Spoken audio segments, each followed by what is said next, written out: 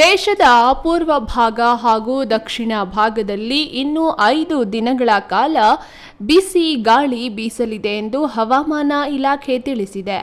ಇತ್ತೀಚಿನ ವರ್ಷಗಳಲ್ಲಿ ಇದೇ ಮೊದಲ ಬಾರಿಗೆ ಬಿಸಿಲಿನ ಧಗೆ ಹೆಚ್ಚಾಗಿದ್ದು, ಬಯಲು ಸೀಮೆ ಜಿಲ್ಲೆಗಳಾದ ಚಿಕ್ಕಬಳ್ಳಾಪುರ, ಕೋಲಾರ, ಬೆಂಗಳೂರು ಗ್ರಾಮಾಂತರ ಜಿಲ್ಲೆಗಳಲ್ಲಿ 38 ಡಿಗ್ರಿ ಸೆಲ್ಸಿಯಸ್ ಉಷ್ಣಾಂಶ ದಾಖಲಾಗಿದ್ದು, ಮಳೆ ಬೀಳದಿರುವ ಕಾರಣ ವಾತಾವರಣದಲ್ಲಿ ಬಿಸಿ ಗಾಳಿ ಬೀಸುತ್ತಿದೆ.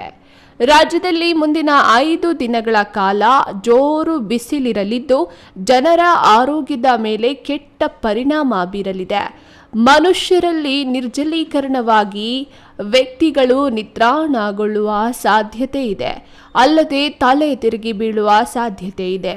ಮಧ್ಯಾಹ್ನದ ವೇಳೆ ಮನೆಯಿಂದ ಹೊರಬರದೇ ಇರುವುದು ಸತ್ಯವಾಗಿದ್ದು, ವೈದ್ಯರ ಪ್ರಕಾರ ಹೆಚ್ಚು ನೀರು, ದ್ರವ ರೂಪದ ಆಹಾರ ಸೇವಿಸಲು ಸೂಚಿಸಿದ್ದಾರೆ. ಈ ನ್ಯೂಸ್ ಟಿವಿ ಬ್ಯೂರೋ, ಚಿಕ್ಕಬಳ್ಳಾಪುರ.